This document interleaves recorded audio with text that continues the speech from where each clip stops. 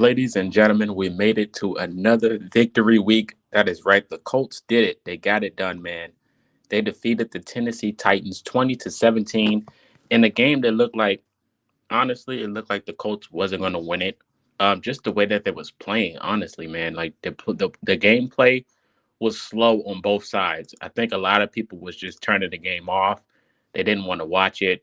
The game was very slow for both teams, and honestly, that's what you are going to expect going into this game with both teams just playing. With both teams facing injuries and things of that nature, you're expecting a slow gameplay from both teams, and that's what it was. I mean, that's what it was. You can't knock both of the teams when they're both injury prone. And then like the offense for the Titans was very slow. But we got the dub. That's all that matters. Shout out to Gabriel for popping up. We got the dub. That's all that matters. Honestly, like I kind of knew. Well, if you looked at my prediction video, my preview video, I predicted the Colts to win. I didn't expect both teams to have a high game, like a lot of points going into it. I only predicted the Titans to do that if the Colts defense was going to go out and play like the way they did. But honestly, like the Titans just beat themselves. There was a lot of penalties on the defensive side for the Titans, and they pretty much played like they didn't want to win. It was a crazy game. It was a crazy game that ended. Shout out to Rigoberto Sanchez with that punt. My goodness, that was a punt sent from the heavens, man. Like a beautiful punt to put them back in their own end zone, and they just couldn't figure it out from there. Pretty much one of the Titans to beat the Colts by throwing the football, and with them the way that they were playing, it was granted that they weren't going to get it done. So yeah, I'm doing good. I appreciate you, man. It's victory week, man. I'm all smiles over here. I'm having a great day. The Colts got the victory. This is what we wanted. Honestly, this is what we wanted. So going into it, going into the game, excuse me, going into the game, the Colts decided to let Richardson sit this game. A lot of Colts fans were not happy about that. Richardson did dress, and you could tell that he wanted to go out there and play. But the Colts had enough faith in this team without Richardson, the way that Joe Flacco was dealing. They were like, you know what?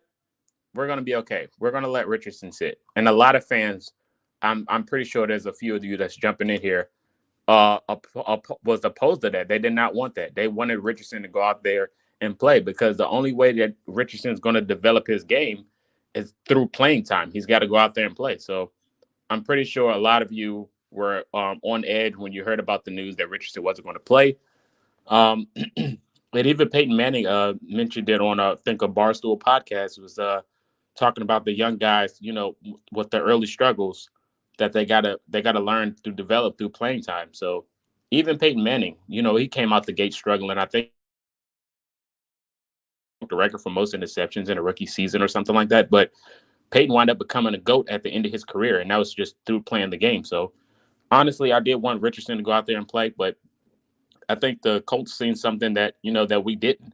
And honestly, when you look at the Titans' record, they were 1-3. They weren't on the positive side of football at the moment. So I think the Colts was comfortable with them going out there with Joe Flacco and winning the game, and that's pretty much what showed up at the end. What's going on, man? How you doing? Yeah, it's been a while, man. It's been a while. But the Colts did see, that we can win this game without him, and we wind up doing that. Now, of course, the interception Joe Flacco threw was, he was due for one, honestly.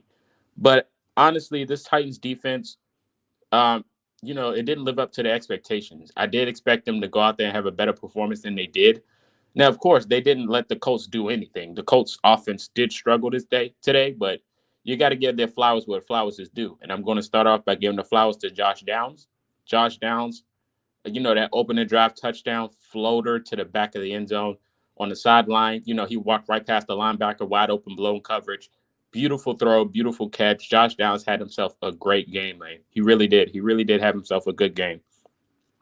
When he looked at every time he caught the ball, he was fighting for a first down every time. Like he was that aggressive, wide open, very quick. One of the best in the positions that he played in. Like, yeah, like one of the best at the slot position, man. And Reggie Wayne and the coaching staff tried to warn us going into the season how good and much of an impact he was going to have. And we already knew that. Like, we already knew how good he was going to be coming out of college. And then in training camp, the way his reps was going, like when he got hurt at the beginning of the season, with the issue with Nick Cross, we all was like, oh my gosh. Like that was a special weapon for that offense. And then him coming back, even with the toe injury, the way that he played, he was dogged, man. He really was dogged. Another person we got to give the flowers to, right? We got to give the flowers to Tyler Goodson. Tyler Goodson was, I ain't going to say he looked like Jonathan Taylor, but he looked like the backup that we need. Tyler Goodson, a guy that had a great preseason, a good training camp, deserves the roster spot, balled out today. With no Jonathan Taylor, Tyler Goodson deserves the credit for his performance, man. Like, I wanted him to score so bad. I wanted him to score so bad. He was playing out of his mind today. Only 8 carries and 51 yards is going to show on the stat line, but the way that he played, if you watch the game, it doesn't do it justice. It really doesn't. The Colts came out the opening drive on fire, and then in the second and third quarter, they just came out flat. They just came out flat second and third quarter. I think they were playing very conservative with this secondary that was beating themselves, the Titans. But I think it could have been more aggressive, and you've seen that in the fourth quarter. In the fourth quarter, we seen Michael Pittman Jr. completely mossed L'Jarius Sneed, which was an insane grab. Like, Joe Flacco held L1. If you play Madden, he held L1 on that pass. Nobody knew that he was going to come down with that, but he just flat out mossed L'Jarius Sneed. And L'Jarius Sneed is a guy that Colts fans wanted in the offseason. And then when the Colts didn't get him, everyone was up and in the rampage and ranting. It was like, why are we not aggressive enough? Why did we pursue L'Jarius Sneed? And I'm pretty sure it showed today why the Colts wasn't putting all of their tricks in the hat to go out and get this guy. They didn't give him the bag for this reason. L'Jarius Sneed literally struggled all game. All game. He was getting smoked by Alec Pierce. Michael Pittman Jr. mossed him in the end zone for the win. It's like, this is why, pursuing talent in the offseason and giving them big bag contracts out to these players, it has its hits and miss. And, honestly, I wasn't really sad about the Colts not getting Snead in the offseason. You got to understand the perspective of what they got going on and the mindset they have. They have a different mindset from everyone else. And, honestly, Snead was a dog in Kansas City. Going into a new team with a new system, it has its pros and cons. And, today it showed that, giving a bag to a guy in the offseason, it has its pros and cons, and definitely was a con today. Like, he literally struggled from the opening drive to the end. He just could not find his go. He couldn't find it, man. He really couldn't. And I think, like, it showed today that the wide receiver room for the Colts has potential when it's out there and they can produce. And they wind up doing it, man. So definitely give the flowers to, the Colts wide receiver room. The Titans secondary was just god awful. Like, they did not want to win at all. We're just watching this game. Like, the Titans had so many chances to put the game away on the run game. Like, Tony Pollard was dogging the Colts run defense. The run defense misses DeForest Buckner so much. DeForest Buckner is hugely missed. Of course, Grover Stewart is a dog. Taven Bryan was out there, but he didn't have the best game, in my opinion, performance-wise. But the run defense was it was awful. It really was. But, like I said, the Titans secondary just kept giving the Colts multiple yards off of penalties and advantages that it was like, you know what? The Titans don't want to win. The Colts have to take advantage. I think they had over 11 penalties today. Brownlee Jr. thought he was just the king of clamps, lockdown, and coverage. But honestly, he just had a horrible game as well from watching it. Like, he was literally holding A.D. Mitchell every rep he was holding him. He was god awful in coverage for the Titans. So I don't know what Titans fans were seeing in the stadium, but every time it was a flag, like, honestly, and it wasn't enough flags from the Titans side. Of course, the refs did miss a few calls for the Colts, but I think honestly they did miss more than enough calls for the Titans. I think the Titans had like at least over 20 penalties this game just from watching it. And it's not me being biased at all. It's me being dead serious. Like, the Titans was not disciplined at all this game. It really wasn't. But shout out to Nick Westbrook again. He caught a touchdown for Will Levis.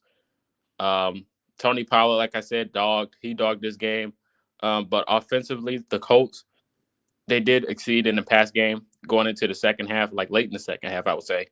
Late in the second half, going into the fourth quarter, they started to figure it out. I think the fourth quarter play college, which should have been the play calling the whole game. Like I said, the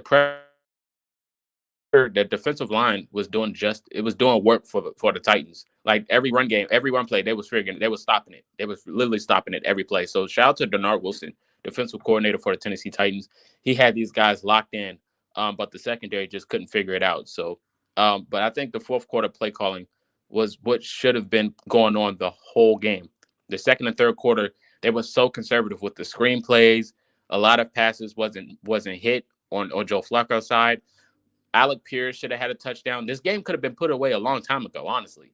If Joe Flacco would have lightened up on the pass to Alec Pierce in the fourth quarter, the game would have been over. It would have been over, honestly. Like that pass, Alec Pierce smoked L'Jarius Sneed so bad on that play, and Joe Flacco just overthrew him. And you could tell the disgust in Joe Flacco's face and gameplay after that pass sailed over Alec Pierce that was wide open because he knew that was a touchdown. It was a granted touchdown. It really was. But the rush game for the Titans was their growth too. I think the run game for the Titans was there. If they would have stuck with it, they probably would have won.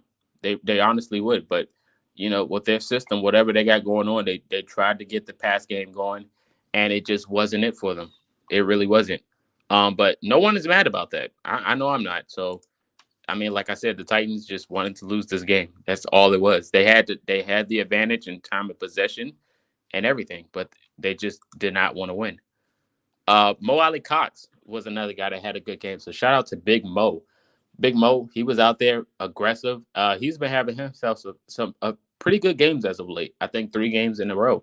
He's been out there performing, and we know how good he is in the run game, like blocking wise. We know how good Mo Ali Cox is, so that's no question.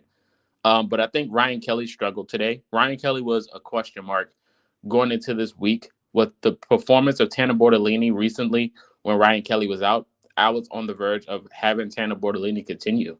And that's a question going into the offseason as well with his contract coming up. It's, the changing of the guard. Ryan Kelly is a dog. He's a vet. You know how good he can be. So he struggled today, honestly. But it's not all on Ryan Kelly. I think this defensive line for the Titans is really good. So, I mean, you're going to have some bad days. I honestly do think so. But I did think Tanner Bortolini probably would have been a better fit for this week. Of course, his matchup probably would have been worse for Tanner. But I think the way that Tanner been playing, I probably would have set Ryan Kelly out another week. I mean, to be honest, they sat out Anthony Richardson. So I probably would have been like, you know what? Sit Ryan Kelly as well. They should have sat all the starters the way that they performed today. I don't think it would have made a difference. Honestly, the Colts had a chance to put this game away, but they didn't, the way that the offense was looking. So they probably should have sat all the starters. But shout out to Michael Pittman Jr. again. Michael Pittman Jr. and Andrew Ogletree had 2 good catches, man. He had 2 good reps this game. He had some catches when I was like, oh, my gosh, Ogletree was dogging. But, the tight end room stepped up today. Of course, we did not get Will Mallory, sadly. I think Will Mallory is a wild card for this offense.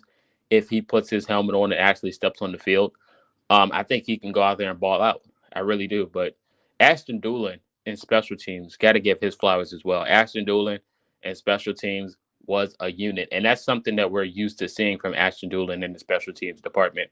He's a dog in special teams. Hopefully, if the Pro Bowl comes around the corner, he has to be in there. The way that he's balling out in the special teams, he deserves the credit for sure.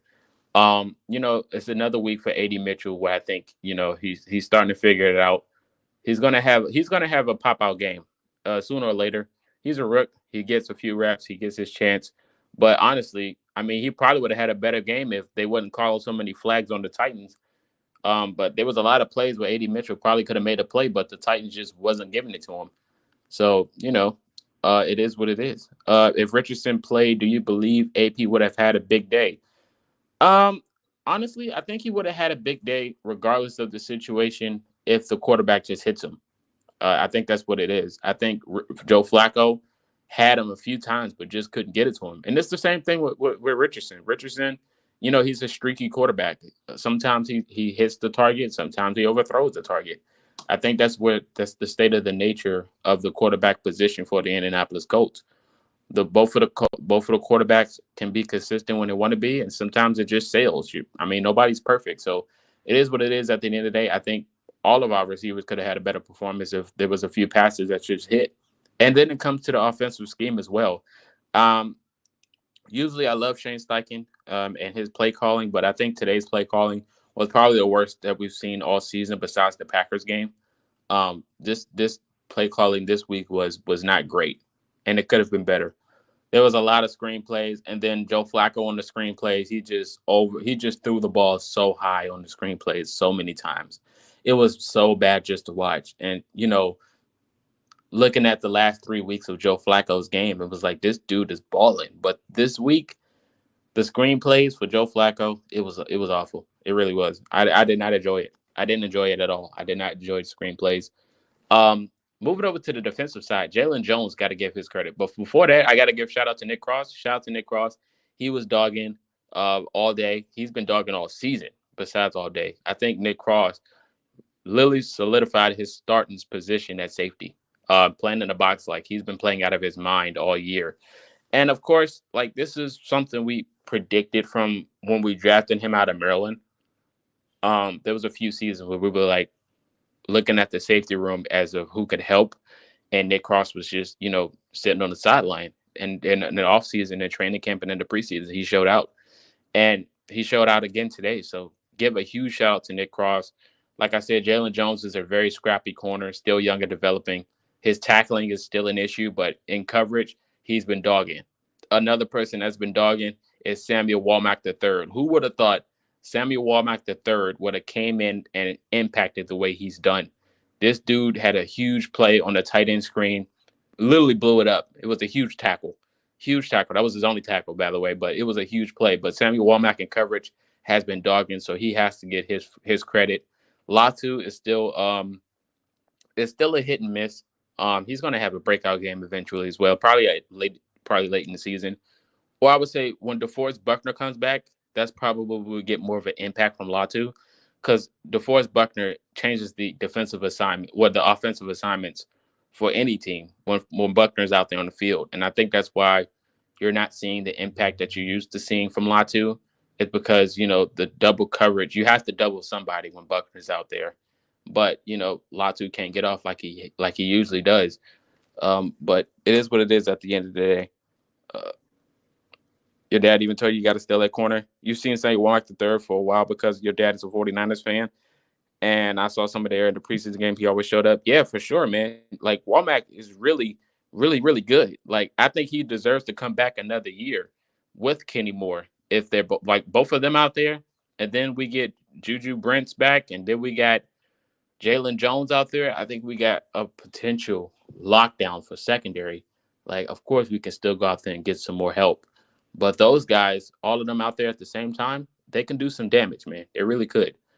Shout out to Julian Blackman. He owed us an interception for a few games now. I think there was 3 games he could have caught a pick, but he just wound up dropping it. He could have had 2 interceptions this game, honestly. Will Levis threw the ball right to him, like in the third quarter. He threw the ball right to him, and he just wound up dropping it. But like I said, I tweeted before it happened. Late in the fourth, the Titans had to drive down the field.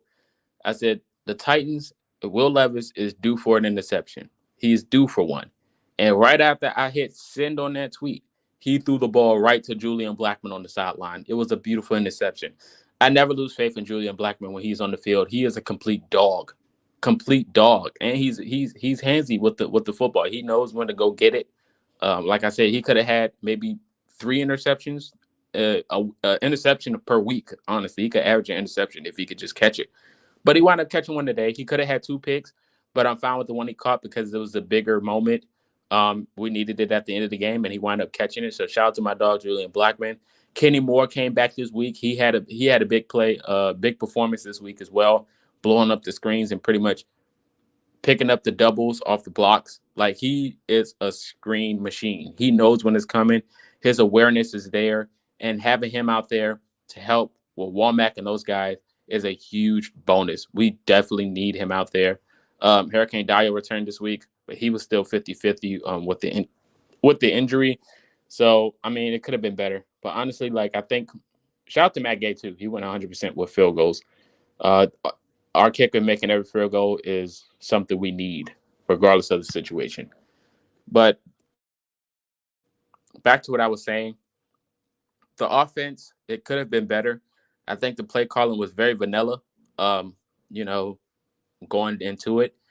In the second and third quarter, it was very vanilla. It could have been better, but I think like Shane Steichen has a huge playbook with the creativity he can create out of. But I think it's kind of limited when you have Joe Flacco back there, quarterback. If you have Anthony Richardson, it opens up the offense so much more because the defense has to figure out if Richardson's going to be mobile, throw with it, make an option out of it, or just pretty much stand in the pocket and become that pocket quarterback that we want him to be. Now, of course, he cut his hair, so if y'all didn't notice, Richardson cut his hair, so he might be on that type of time when he come back, standing on business. But like I said, Richardson is definitely another playmaker that this offense needs. This doesn't take away. This doesn't take away from Joe Flacco what he's doing and his arm and his talent. He's a vet. Like he knows what he has to do when he goes out there. There was a play with a screenplay on third down where there was just a complete miscommunication between Michael Pittman Jr. and Flacco. Flacco was trying to throw a screen, but I think it was like a quick in route for Michael Pittman Jr. and the ball just wound up going out of bounds. Thank goodness it wasn't a fumble. But like I said, for Richardson, I think he's better on screenplays and options because it opens up the offense so much more. And when we get all of these guys back, I think the offense is going to be going back to cooking like they used to doing. The opening drive was beautiful. But, like I said, the second and third quarter, it was just very stale and vanilla. Like the Titans defense already knew what was coming because Joe Flacco ain't running. He did run once, but it didn't go anywhere. But when you have Richardson out there, it just throws the defense off gameplay-wise to try to figure out what you're going to do next. Will Tua be back next week? I doubt it. I doubt he'll be back next week. And if he is, like I said, I think the Colts defense still got to take a huge step up. Like I said, they stepped up in the fourth when we needed them. And when they were playing in the fourth quarter, I was asking myself, I was like, what was this at all game? Because all game, they just couldn't figure it out. Like they could not stop the run. And like I said, if the Titans would have ran the football all game, they probably would have won. They could have ran the football all game and then threw it when they got down to the red zone, but they didn't. Yeah, he should be back. He should be back by then. I think he's out one more week. He should be out one more week, so he'll be back. But Tajay Spears and Tony Pollard, like they really could have done damage. DeAndre Hopkins was all right. They had talent. Like the wide receiver room for the Titans on paper is pretty good, but their quarterback play is the problem. I think it's the offensive line that has a lot to do with it. I think if Will Levis had time, he could, he can go out there will and deal, honestly. But like if you look at this team on paper, the Titans are pretty freaking good. But when it goes out there, when they go out there and play, it doesn't show. Like it really doesn't. So it's unfortunate. But hey, like I said, I'm not a Titans fan, so I'm not complaining. The Titans did not want to win this game. They wound up giving it to the Colts, and the Colts got it done. It's that simple. So like I said, you guys let me know your thoughts. Who you think stepped up today. I think Joe Flacco could have had a better game, but a few of his passes just did not hit today. It really didn't. There was a lot, like I said, the offense was vanilla. There was a lot of passes that just sailed. He could have had 4 touchdowns, in my opinion, but it is what it is. But when it mattered, Joe Flacco stepped up and got the job done. Shout out to Michael Pittman Jr. That catch was amazing, man, over L'Jarius Sneed. But, at the end of the day, the Colts got the dub, and they move on. Another week, a victory week for us. Next up, we play the Miami Dolphins, who's been having an up-and-down season as well. And we'll talk more about that later on this week.